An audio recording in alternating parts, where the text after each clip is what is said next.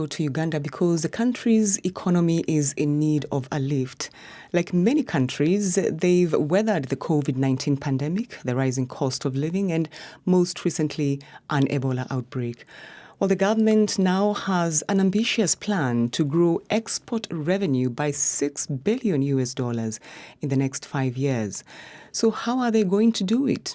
It's a question I asked Odrek Rwabwogo, who is the chairman of Uganda's Presidential Advisory Committee on Exports and Industrial Development, who also happens to be the president's son-in-law. Uganda for many years has been doing what you call blind trade.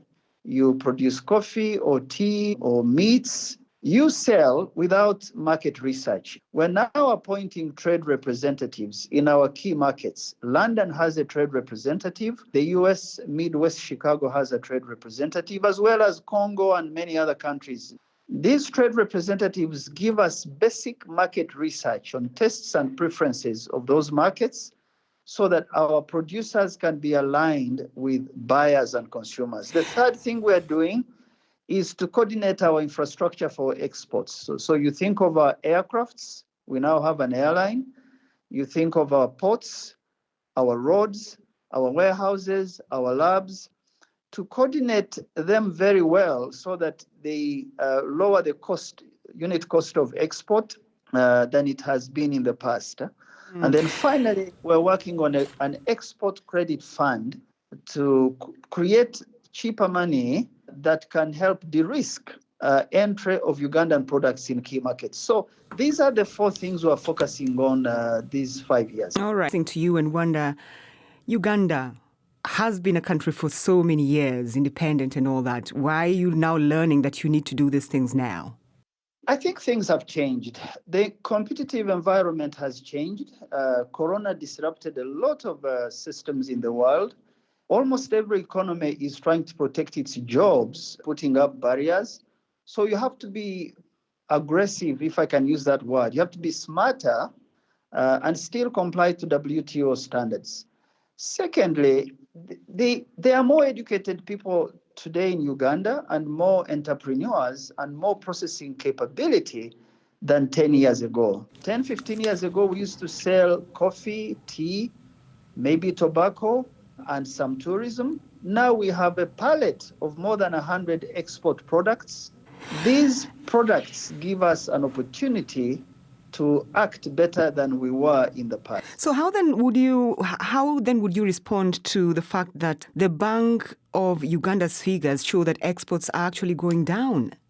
It's a temporary going down, my sister. So I can tell you, for example, in the month of July to August of last year, there was an increase, a slight increase of our exports to somewhere around $470 million after almost 2 years of shutdown.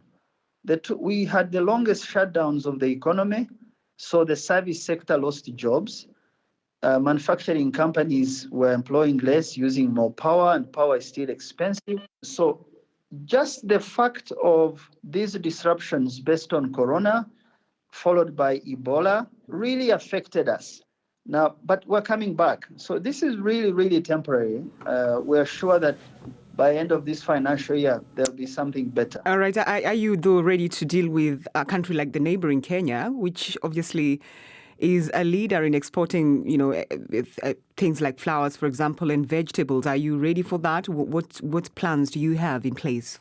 Kenya has been a little bit aggressive on Western markets. They have had a concerted approach to doing this.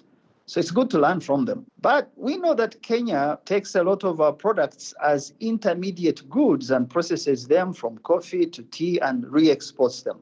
We don't really complain about that because we are East Africans. We think that 57% last year of all our exports were in the region.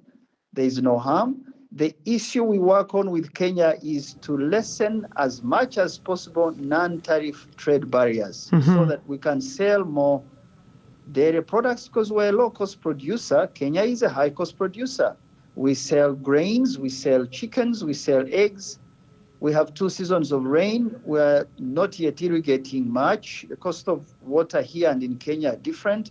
There is more they can learn from us by sourcing cheaper, partnering with our processing companies, and as East Africans attack Western markets together. For me, that's really the end game, the result. All right, let's talk about crude oil. I'm wondering whether that is included in this whole figure. No, it is not, because crude oil, my sister, is very disruptive. We have had economic growth at 6 to 7% for the last 25 years. We've grown our tourism, our agriculture. We don't want to suffer from what they call, I think, the Dutch disease, turning the economy to focus on fossil fuels when they are just finite. That's Odrek Rwabwogo, the chairman of Uganda's Presidential Advisory Committee.